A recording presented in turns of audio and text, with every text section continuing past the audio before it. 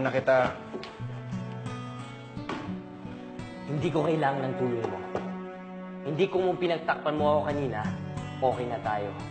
Asa ka pa.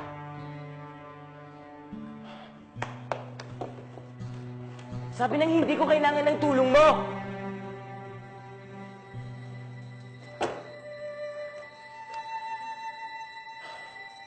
Hindi kita tinutulungan dahil umaasa ako sa kapatawaran mo. Tinutulungan kita dahil trabaho kong tumulong sa mga kasama ko dito. May mga trabaho dito na hindi mo kakayanin mag-isa. Kaya sa ayat mo at sa gusto mo, kailanganin mo ng tulong ko. Ang tulong namin lahat.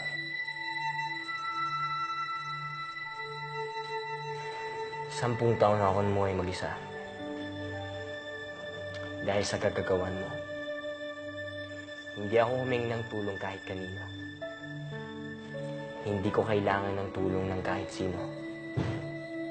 Kahit pinagtakpan mo ako kanina, hinding-hindi kita pasasalamatan.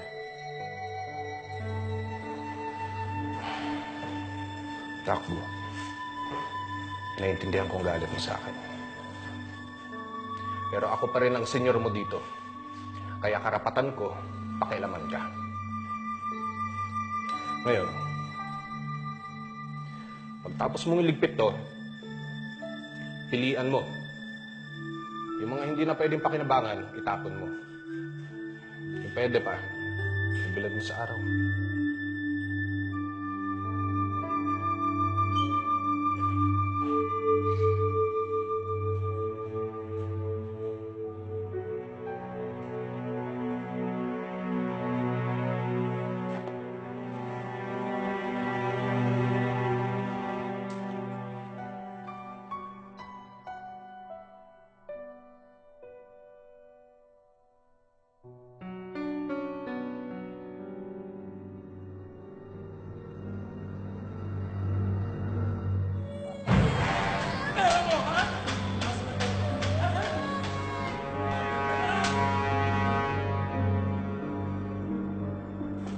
Halika nga dito.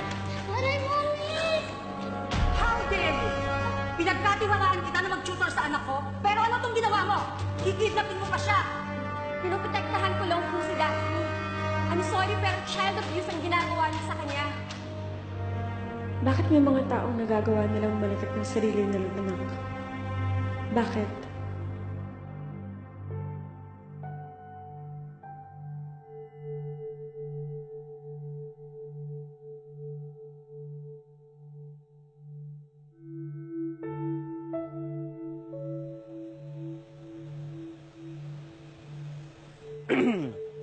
Huwag ka nang masad, huwag ka nang malungkot. Buhay mo man ay sadsat, mukha mo man ay lukot. Tingnan mo ang buhay, puno ng kulay. Hawakan mo ang kamay sa akin, hindi ka sasablay. O, di ba? Mas maganda ka kapag nakangiti. Hindi bagay sa iyong sentiment. Takbo, salamat. Para saan? Dahil lagi kang andyan para patawanin ako. Yun lang ba? Bakit ka nagpapasalamat? Gusto ko, lagi kang masaya. Kaya kita pinapatawa. Mas ako kayang sumasaya kapag nakikita kitang tumatawa.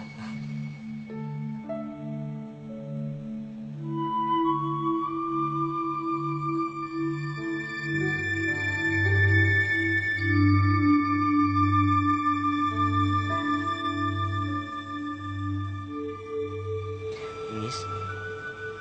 Taku, sana dumating yung araw na ako naman magpapatawa sa'yo. Yung tawa galing sa puso. Yung walang lungkot. Dahil nakita mo na yung nanay mo. Yung walang problema. Kung may magagawa lang ako.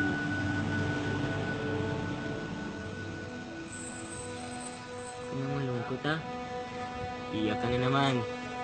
Bawal umiyak. Ha? Di ba?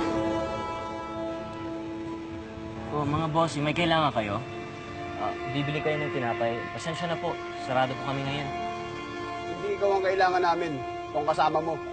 Anong kailangan niyo sa best friend ko? Eunice Bustillo, sumama ka sa amin sa presinto. Lagas, sumama ka! Teka! Lagas, sumama ka! Ano kailangan niyo sa kanya? Hindi mo na ganaan ka! Sumama ka! Sumama ka! Sumama ka! Iwan niyo siya! Ano ba kasalanan niya? Bakit niyo siya inuuli? Kasalan sa batas, hindi na sa bata! Hindi totoo yun! May ebidensya ka ba? Ha? Mabait ang best friend ko! Hindi niya gagawin yun! Taku, tuwi mo na ako. Sama na ako sa kanila. Baka madami ka pa dito. Upres kasi dito! Hindi na pinigyan, kakasuhan kita! Di ako papayag!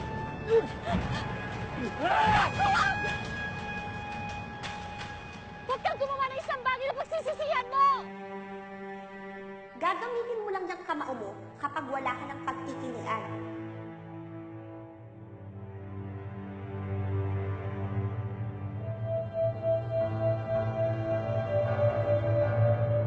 Itong kamao mo ang huling bagay na gagamitin mo sa oras na sinusuko ka.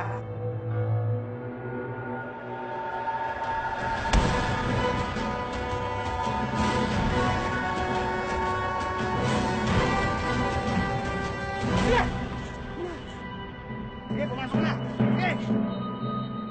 Sa pasok!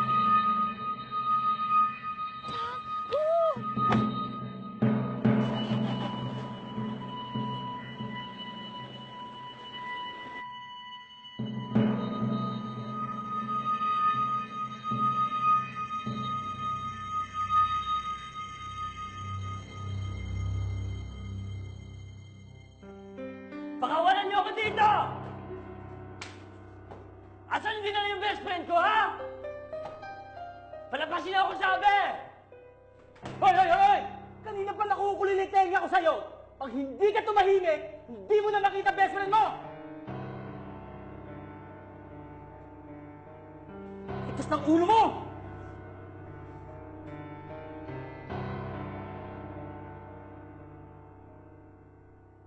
Eunice Bustillo, scholar ka pala at consistent at top-notcher sa university pinapasukan mo.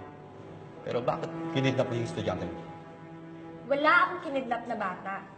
Itinakas ko lang siya sa magulang niya. Sinasaktan nila yung bata. Hindi mo dapat ginawa yun. Hindi mo dapat dinukot yung bata. Ano gusto niyong gawin ko? Hayaan ko siyang saktan at abusuin ng magulang niya? Ano ka, superhero? Para gawin yun? Matalino ka pa naman, pero di mo ginagamit yung utak mo. Sana, bago ka nagligtas ng kung sino, inaalam mo muna kung sino binabangga mo. Mayaman pa naman ang magulang ng batang kinidnap mo. Sabihin na natin maganda ang intensyon mo.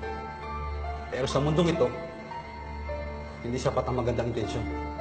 Magpayaman ka muna kung gusto mong magtagumpay sa kursada mo. Dahil pera ang kailangan para pakinggan ka ng mundong ito. Dahil kung wala kang pera, basura ka lang para sa lahat. Basura na walang karapatan.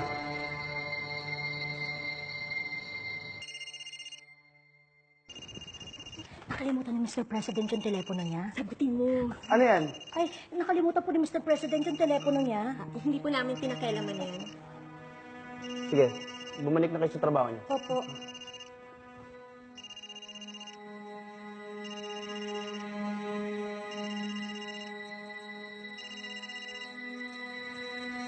Hello? Mr. President, si Victor ho ito. Naalala niyo pa ba ako? Alam ko kung nasaan ang anak niyong si Taco. Nasa kulungan siya ngayon. Kailangan niya ng tulong mo. Ako ang nakausap mo sa phone kanina at hindi si Mr. President. Sige, ituloy mo na ang kwento mo tungkol kay Taco. Pasensya na pero si Mr. President ang gusto kong makausap. Hindi ikaw. Wala akong sasabihin sa'yo. Pero nasimula mo na ang kwento mo. Tulad ng sinabi ko, wala akong sasabihin sa'yo. At wala kang malalaman sa akin. Maiwan na kita. Huwag ka na maiyak. Kilala na kita. Ikaw si Victor, dating sanggano, isang ex-convict na may pinakamamahal na anak na may sakit sa probinsya. Matagal ka nang nalimutan ni Mr. President. Burado ka na sa listahan niya. Pero kung magiging mabait ka sa akin, ikaw ang magiging importanteng kaibigan. Hindi lang ikaw. Pati ang anak mo may sakit sa probinsya. Magkakaroon ng puwang sa puso mo.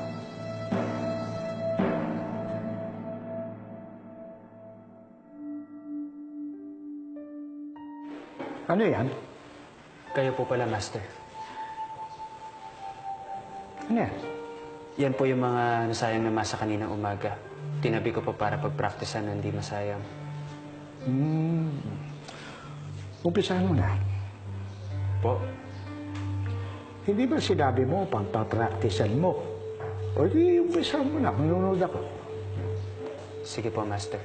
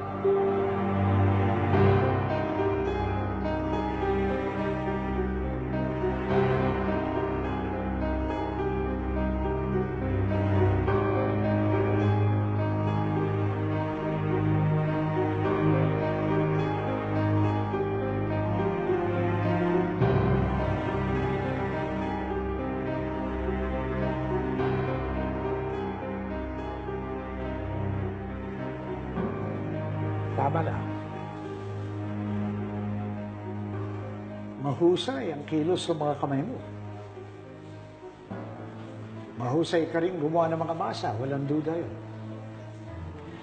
Pero, hindi ba kinakain ng mga customer natin ang tinapay na ginagawa natin? Opo, Master. Kung gano'n, bakit mo tinarakan ng patalim ang puso ng tinapay?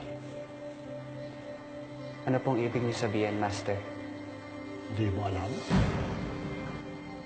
Hindi ka ba nagmamaangkangan? Pasensya na po, Master. Hindi ko po alam ang sinasabi niyo. Babaguhin ko ang tanong. Yan, lahat ng mga masang yan. Anong tingin mo dyan? May buhay o wala?